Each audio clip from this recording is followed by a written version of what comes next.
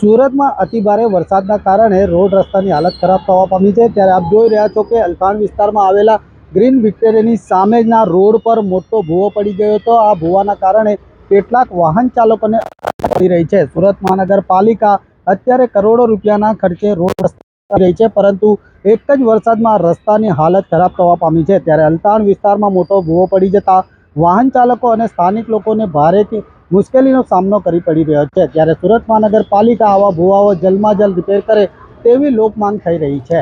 Cameraman Jaysinh સાથે ધીરજ સુમરા, લોકવિશ્વાસ સુરત।